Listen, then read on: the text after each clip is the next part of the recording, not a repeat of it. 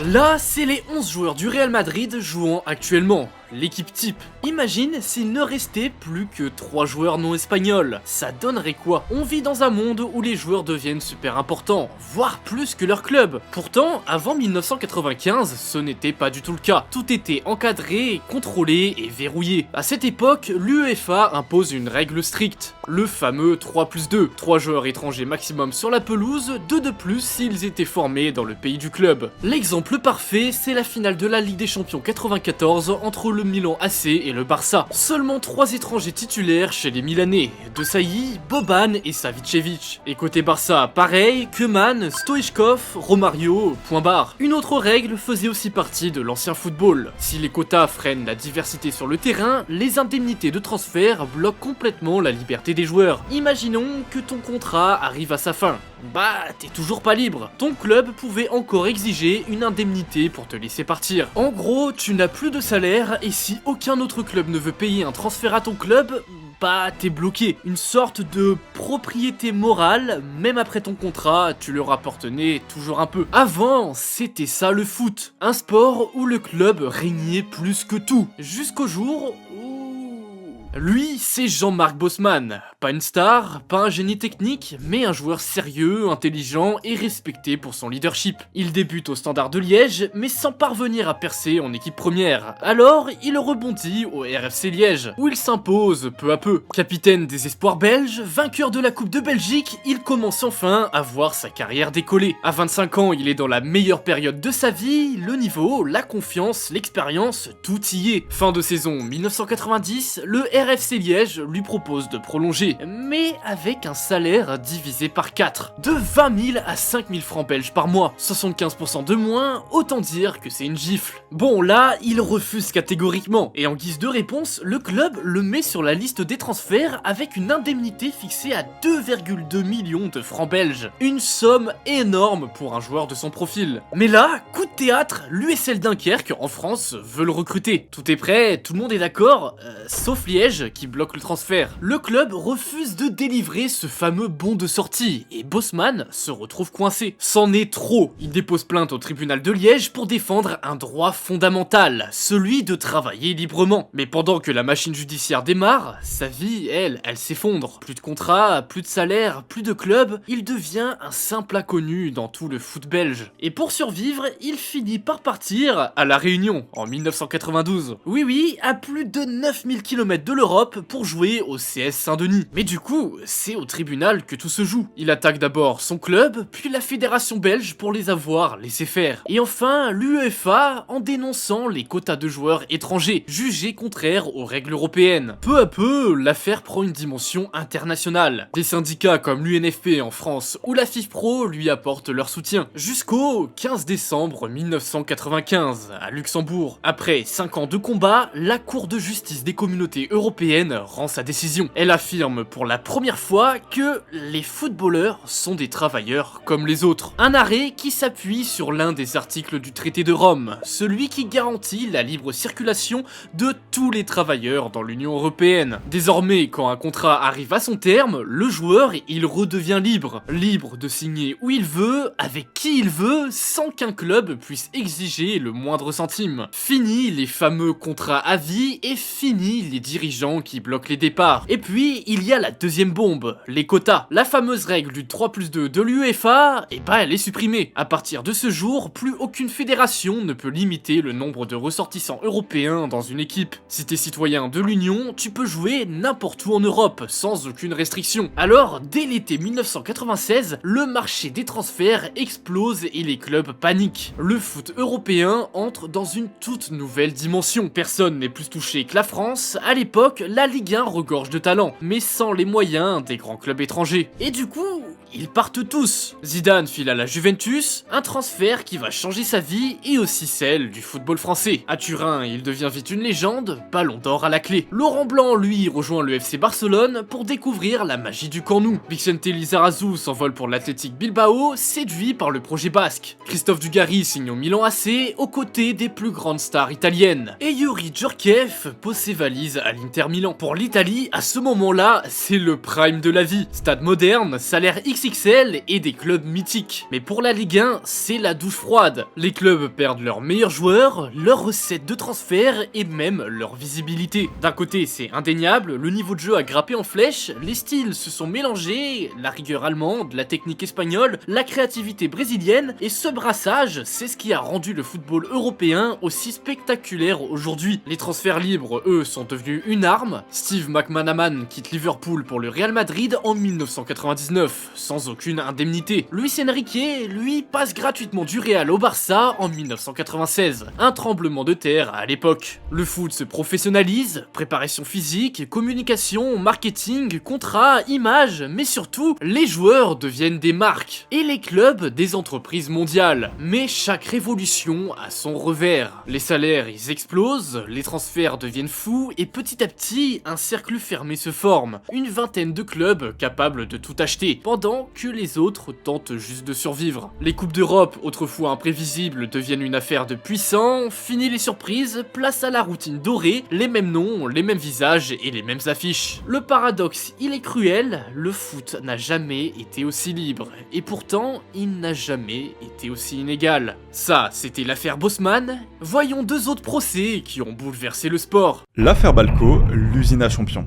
Dans les années 80, en Californie, un laboratoire anonyme allait bouleverser le sport mondial. Balco, pour Bay Area Laboratory Cooperative, n'avait rien d'une multinationale. Pourtant, derrière ses portes se préparait une révolution, celle du dopage scientifique organisé, presque industriel. Officiellement, c'est un centre d'analyse biologique et de nutrition sportive, rien d'illégal, rien de suspect. Son fondateur, Victor Conte, achète même un septomètre, un vrai bijou de technologie. Et c'est pour mesurer les déséquilibres minéraux des athlètes et leur proposer des cures personnalisées. En gros, son discours est clair, il veut optimiser les performances grâce à la science et ça cartonne. Dès 1988, Balco commence à faire parler de lui.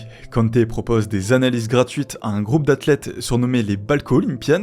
Résultat, l'équipe américaine embarque le labo dans ses valises, direction Séoul pour les Jeux Olympiques. Et Balco gagne toujours plus d'influence pendant les années 90. Ce qui n'était qu'un laboratoire local devient un réseau de performance qui attire de plus en plus d'athlètes. Il arrive même à s'associer avec le linebacker Bill Romanowski et grâce à lui, il met un pied dans la NFL. Avec son coach Rémi Korchemny, il fonde aussi le ZMA Track Club, un groupe d'entraînement select fréquenté par des sprinteurs et des lanceurs de haut niveau. Balco devient un carrefour des sportifs, des coachs, des préparateurs, tous à la recherche du petit plus légal. C'est l'arrivée d'un homme qui va tout changer, Patrick Arnold. Son obsession, trouver le stéroïde parfait, puissant, efficace, mais surtout indétectable. En fouillant dans la littérature scientifique, Arnold redécouvre des composés laissés de côté par les labos pharmaceutiques. D'abord le norbolétone, puis une création encore plus redoutable, la désoxyméthyltestostérone. Il pousse encore plus loin ses recherches et il arrive à créer une version modifiée d'une vieille hormone contraceptive des années 70, la tétrahydrogestrinone alias THG, un produit invisible pour les tests de l'époque et aussi d'une efficacité monstrueuse. On l'appellera The Clear parce qu'avec ça, tu restes propre sur le papier, mais ton sang raconte une autre histoire. Leur réseau s'étend de plus en plus, ils mettent en place un système complet. Analyse biologique, régime personnalisé, supplément, puis cycle clandestin de THG, EPO, hormones de croissance, modafinil et une crème à la testostérone surnommée The Cream. Dans leur carnet de clients,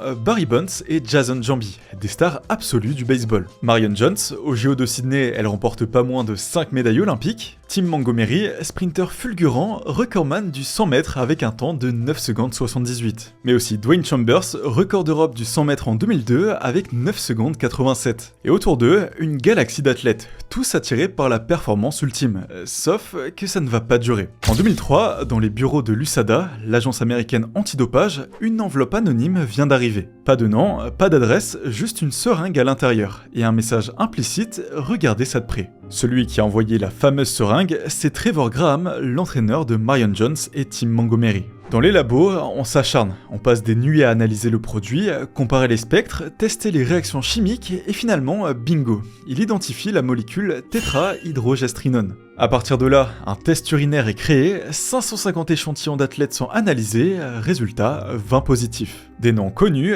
très connus. Kelly White, championne du monde du 100 mètres, Dwayne Chambers, Kevin Todd, Regina Jacobs ou John McEwen.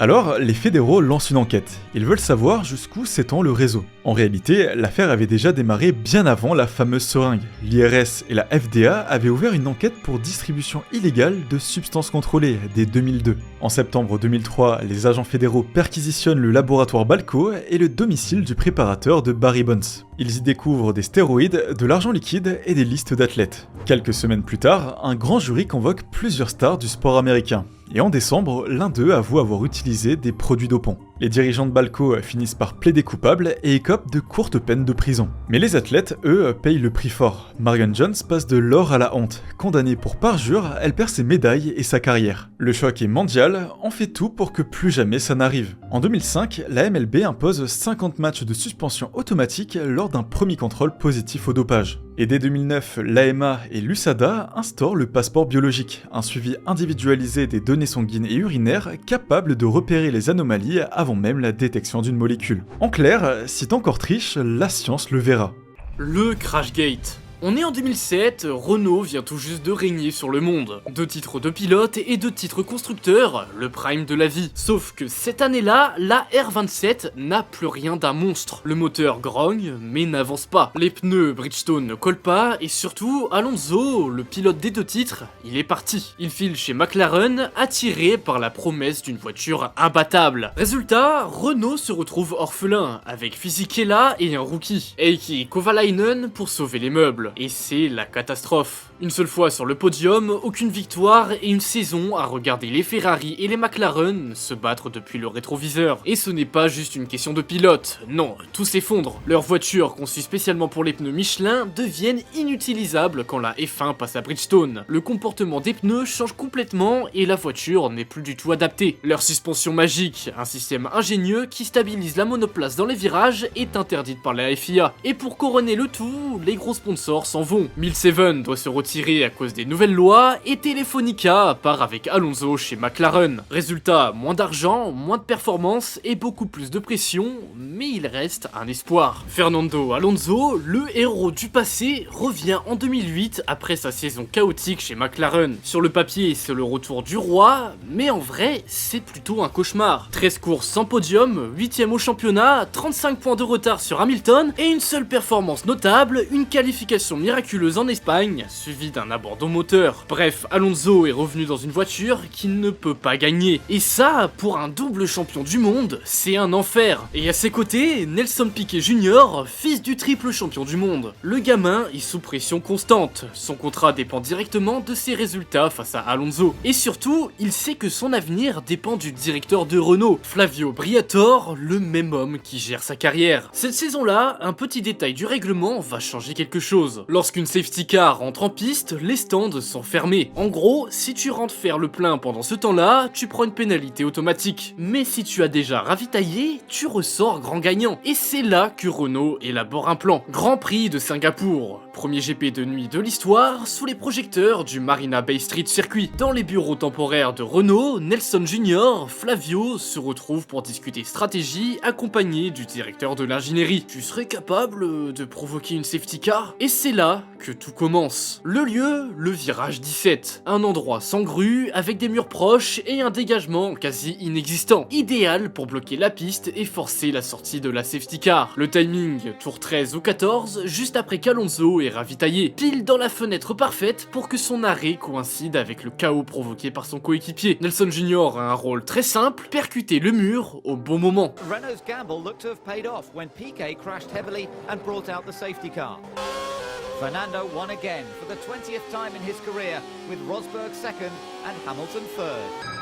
Neither Fernando nor Nico thought they would have stood on the podium in Singapore. Alonso a gagné, Renault jubile, tout le monde est passé à autre chose. Enfin, presque tout le monde. Parce que dans les paddocks, les rumeurs circulent. Jusqu'au Grand Prix du Brésil, ce jour-là, Lewis Hamilton s'apprête à devenir champion du monde dans un final historique. Sauf que là, Nelson Piquet Senior, le père de Nelson, débarque dans le bureau du directeur de course de la FIA. Il entre, ferme la porte, puis il a mis son pied devant pour qu'on ne puisse pas pas entrer et lâche tout. Flavio a obligé mon fils à se cracher. Il est furieux, il en veut à Briatore, qui l'accuse d'humilier son fils depuis des mois. Mais le problème, c'est que rien n'est prouvable, pas de preuves et pas d'enquête. En réalité, il s'en doutait, mais impossible de faire quelque chose juridiquement, et surtout, il faut protéger la F1, éviter un énorme scandale. Un an plus tard, tout explose parce que Nelson Jr. vient de se faire virer. Grand Prix de Hongrie. Après 10 courses sans le moindre point, Renault le met dehors. Sauf que cette fois, le pilote brésilien n'a plus rien à perdre. Quelques jours après son licenciement, Piquet Jr. balance tout. Son père contacte la FIA, puis se rend à Paris, jure sous serment et raconte la réunion secrète avec Briatore et Simmons, l'ordre de provoquer une safety car, le choix du virage 17 parce que il n'y a pas de grue et surtout Alonso n'était pas du tout au courant. Et l'histoire prend vite de l'ampleur quand la télé brésilienne lâche la bombe. La FIA ouvre une enquête et les preuves s'accumulent. Les télémétries montrent que Piquet a accéléré plus fort et plus tôt que d'habitude et qu'il n'a jamais levé le pied, même en perdant le contrôle. C'est sûr et certain, le crash était volontaire. Renault ne peut plus nier et un communiqué tombe. Briatore et Simons quittent immédiatement leurs fonctions. En gros, c'est des aveux. Quelques jours plus tard, le World Motorsport Council prend sa décision, Renault suspendu 2 ans avec sursis, Simons panie 5 ans, Briatore à vie. Les sponsors fuient, l'équipe s'écroule et Renault vend tout à Génie Capital. Le piège réglementaire qui avait aussi permis la magouille est supprimé. En janvier 2010, la justice française annule la lifetime ban de Briatore et réduit celle de Simons. La FIA a mal géré la procédure et préfère négocier un accord. Pas de F1 avant fin 2012 et tout le monde s'excuse publiquement. Et en 2024, Flavio Briatore revient chez Alpine. C'était ça, le Crashgate. On espère que cette vidéo vous aura plu. Si vous connaissez d'autres procès qui ont bouleversé le monde du sport, n'hésitez pas à nous le dire en commentaire. On fera peut-être une partie 2. Bref, lâchez votre meilleur like et votre abonnement, genre vraiment c'est super important. C'était Ikusen et Trikim, à la prochaine.